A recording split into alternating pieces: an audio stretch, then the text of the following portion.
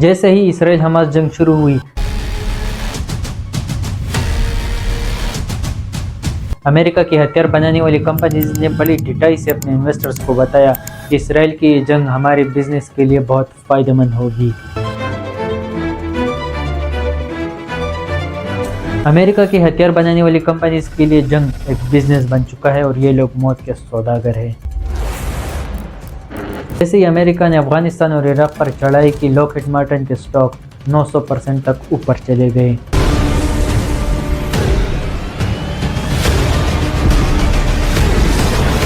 امریکہ کی وار companies politicians کو fund کرتے ہیں اور وہی پولیٹیشنز سرکار میں آ کر ملٹری بجٹ بڑھاتے ہیں اور یہ ملٹری بجٹ سیدھے ان وار کمپنیز کے جیبوں میں جاتا ہے۔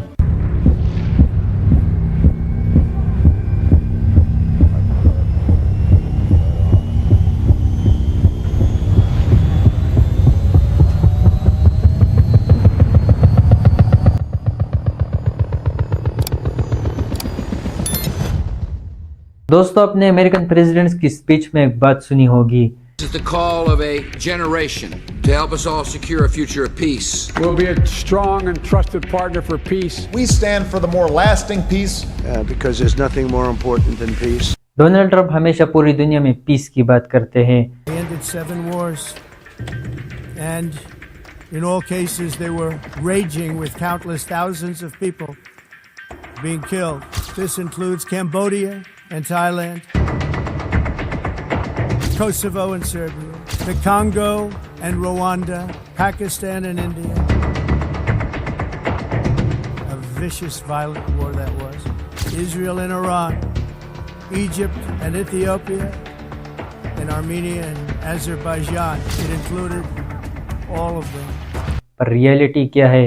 But the reality is the United States has been almost constantly at war since. George Bush is a war criminal, but it's very rare that anyone actually confronts him about that fact. امریکہ اپنی 250 سالہ تاریخ میں 230 بار جنگ لڑ چکا ہے، جس میں ہزاروں لاکھوں لوگ مارے جا چکے ہیں۔ دنیا میں آپ، افریقن، ایشین، یوروپین، ہر مذہب، قبیلے، ذات پات، رنگ، نسل اور زبان کے لوگ چاہتے ہیں کہ امن ہو اور کوئی جنگ نہ ہو۔ آئے دن امریکہ میں جنگوں کے خلاف پروٹیسٹ ہوتے رہتے ہیں، ایون امریکہ کے لوگ بھی جنگ نہیں چاہتے۔ 7 million people gathered across 2,700 cities and towns in America, protesting against the war in Iran. No more wars for empire! No more wars for empire! It's Trump's war. It's not an American war. People here are concerned impact that the war has had in the United States, a rise in the cost of living, a rise in the cost of fuel that they say has had a huge impact in their lives. $5 a gallon for fuel? Are y'all crazy? Are y'all crazy? What is going on? Meaning that prices are rising at a record-setting pace. کون ہے جو اس جنگ اور قتل و غارت گری کے بازار کو گرم رکھنا چاہتا ہے؟ یہ ہے امریکہ کی ویپنز انڈسٹری، امریکہ کی ہتھیار بنانے والی companies. War is good business. And business is booming. President Trump is asking for $1.5 trillion for defense in the 2027 fiscal year. And why their model is so profitable, no matter how many lives are lost. American companies کے لیے وار ایک business بن چکا ہے۔ جتنی زیادہ جنگیں ہوں گی، اتنے زیادہ ان سے ہتھیار خریدے جائیں گے اور اتنا زیادہ پروفٹ ہوگا۔ The thing is, the weapons industry is big business. But throughout history, US weapons deals have sparked major scandals. This is a sleazy policy, and it will always be attended by sleazy details. جب اتنا آگ اور خون میں ڈوب رہا تھا تو اسی وقت کولٹ انڈسٹریز، وہ کمپنی جو US آرمی کے لیے ہتھیار بنا رہی تھی، اس نے ریکارڈ پروفٹس بنائے، up to $190 million۔ War on terror میں جب امریکہ نے عراق اور افغانستان پر چڑھائی کی تو لاک ہیڈ مارٹن کے سٹاکس 900% تک اوپر چلے گئے تھے، کیونکہ امریکہ اسی کمپنی سے سب سے زیادہ ہتھیار خریدتا ہے، جیسے ماڈرن F-35۔ یوکرین وار میں بھی جب ایوریج سٹاک ایکسچینج نیچے جا رہا تھا، اسی وقت ان ہتھیار بنانے والی کمپنیز کے سٹاکس مسلسل اوپر جا رہے تھے۔ اسرائیل حماس وار میں بھی ان ہتھیار بنانے والی کمپنیز کے سٹاکس مسلسل اوپر جا رہے تھے، اور یہ کمپنیز اپنے انویسٹرز کو بتا رہی تھی کہ اسرائیل کی یہ وار ہمارے بزنس کے لیے فائدہ مند ہوگی۔ امریکہ کی یہ ہتھیار بنانے والی کمپنیز موت کے سوداگر بن چکے ہیں اور یہ US گورنمنٹ کو بھی انفلوئنس کرتے ہیں۔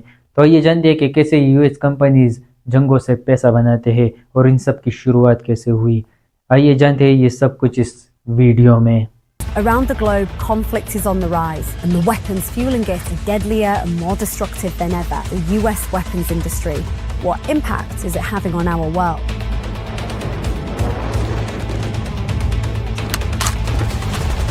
Well, they're not just making the weapons. What they're doing is they are creating a narrative with their dollars. We've ever had in history for military, $1 trillion, greatest weapons. And, you know, I hate to do it because we believe in peace through strength. तो कहानी शुरू करते हैं world war 1 से।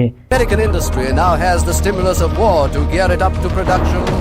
जब allied और central powers एक दूसरे पर चढ़ दौड़ रहे थे, मगर अमेरिका गुड बॉय की तरह साइड में बैठकर बस बिजनेस कर रहा था। यूरोप को ज़रूरत थी असला, गोला बारूद, खुराक और दूसरे जंगी सामान की, और अमेरिका ने ये प्रोवाइड करना शुरू कर दिया, जिससे अमेरिकन इकोनॉमी तेज़ी से ग्रो करने लगी और अमेरिका में लाखों जॉब्स प्रोड्यूस हुए। मगर 1917 में यूएस जंग में कूद गया। 1918 में जब जंग ख़त्म हुआ तो यूएस आर्मी 2 लाख से बढ़कर 40 लाख लोगों तक पहुंच चुकी थी। मगर जंग ख़त्म होने के बाद फौजी बेरोज़गार होने लगे और फैक्ट्रीज भी बंद पड़ने लगी, क्योंकि असला, गोला बारूद, जंगी सामान की अब ज़रूरत नहीं थी, उनकी मांग ख़त्म हो गई थी। यूएस की फैक्ट्रीज बंद होने लगी। 1921 तक यूएस में अनएम्प्लॉयमेंट 11% तक पहुंच गई थी और 1933 में यूएस की 25% वर्कफोर्स बेरोज़गार बैठी थी। वर्ल्ड वॉर 1 ने यूएस इकोनॉमी को तेज़ी तो दी, मगर वर्ल्ड वॉर 1 के बाद ये तेज़ी बरकरार न रह सकी और फिर शुरू हो जाता है world war 2। Ich erklärte, das deutsche Volk hat nur einen Wunsch, nach seiner Person selig werden zu können. Sie sollen uns in Ruhe lassen. मगर यहाँ भी अमेरिका वर्ल्ड वॉर 1 की तरह बस तिजारत कर रहा था और ब्रिटेन और दूसरे एलाइज को हथियार और दूसरा जंगी सामान बेच रहा था, और इसके साथ लैंड लीज प्रोग्राम के तहत उन्हें एड भी दे रहा था। मगर जब यूएस ने जापान की ऑयल सप्लाई रोकने की कोशिश की तो 7 दिसंबर 1941 को जापान ने पर्ल हार्बर पर हमला कर दिया। It starts with an horrific surprise attack, then spreads like a tidal wave. Japan launched a surprise attack on the United States of America by bombing the U.S. naval base at Pearl Harbor, Hawaii. और इसके साथ US भी world war 2 में कूद गया। अब Japan को तबाह करने के लिए बहुत ज़्यादा असलहे और बारूद की ज़रूरत थी, मगर यूएस कंपनीज को जंगी सामान और असलहा साजी में कोई इंटरेस्ट नहीं था, क्योंकि जंगें बहुत ज़्यादा अनप्रेडिक्टेबल होती हैं। अगर कल ही जंग रुक जाती तो इनका पूरा सरमाया डूब सकता था, क्योंकि फिर इनसे हथियार ख़रीदने वाला कोई नहीं होगा। तो असलहा साजी में इन्वेस्टमेंट बहुत ज़्यादा रिस्क की बात थी। अब इस डर को ख़त्म करने के लिए और यूएस कंपनी से हथियार बनाने के लिए यूएस गवर्नमेंट ने एक मास्टर स्ट्रोक खेला, गारंटीड प्रॉफिट कॉन्ट्रैक्ट्स। मतलब अब ये कंपनी को जितना भी खर्चा आएगा वो पूरा खर्चा भी यूएस गवर्नमेंट अदा करेगी और इसके साथ एक फिक्स प्रॉफिट भी आपको देगी। इसकी मिसाल ऐसी है कि अगर फाइटर जेट्स बनाने पर $100 मिलियन का खर्चा आए तो यूएस गवर्नमेंट वो $100 मिलियन भी देगी और इसके साथ एक फिक्स्ड अमाउंट ऑफ प्रॉफिट भी देगी। ये इसलिए किया गया था क्योंकि अमेरिका को वर्ल्ड वॉर 2 में बहुत तेज़ी से हथियार चाहिए थे, टैंक्स, गोला बारूद, जेट्स, बहरी जहाज़ और दूसरा जंगी सामान। और अगर यूएस कंपनीज को नुकसान का खतरा होता तो उतनी बड़ी इन्वेस्टमेंट कभी ना करते। तो नुकसान का सारा खतरा यूएस गवर्नमेंट ने उठाया और यूएस कंपनीज ने असलहा साजी में बिलियंस ऑफ डॉलर्स लगाए और यूएस गवर्नमेंट ने हमेशा उनसे उनका असलहा खरीद और प्रॉफिट भी दिया। डील एक ऐसा जैकपॉट था कि फोर्ड कंपनी जो गाड़ियां बनाती थी वो भी 24 बम्पर्स बनाने लगी। इसके साथ जनरल मोटर्स ने ट्रक और टैंक्स बनाए और बोइंग कंपनी भी 17 बम्पर्स बनाने लगी। इसके साथ अमेरिका ने मैनहट्टन प्रोजेक्ट पर $2 बिलियन से ज़्यादा खर्च किए और आखिरकार एटम बम बना लिया और इसके साथ 6 अगस्त और 9 अगस्त को हिरोशिमा और नागासाकी पर गिरा दिया और इन शहरों को धूल में मिला दिया। Summer of 1945, the Manhattan Project achieves its aim. 3, 2, 1.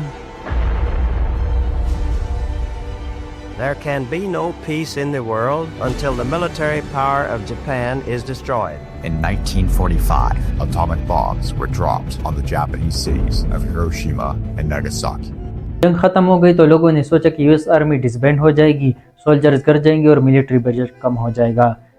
मगर दिक्कत ये थी कि 1945 तक आते आते यूएस की 40% इकोनॉमी डिफेंस सेक्टर पर टिकी थी और यूएस के 17 मिलियन लोग, almost 13% of their population, in war companies में काम कर रहे थे और उसी में एम्प्लॉयड थे।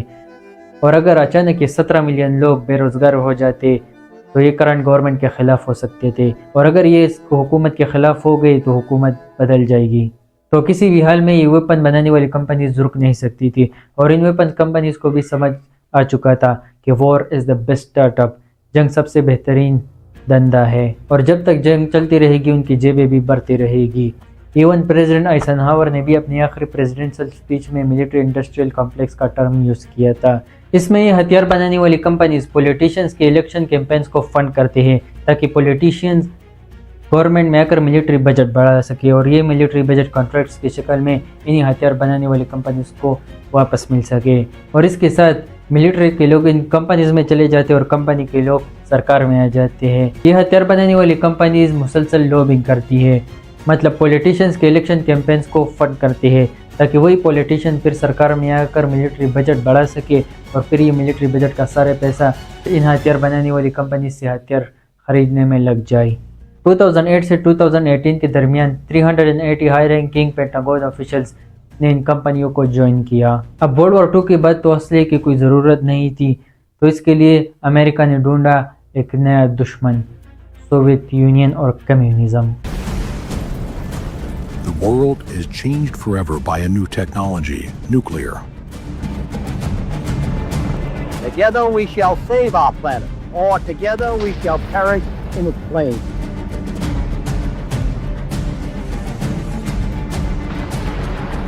This is the story of the Cold War.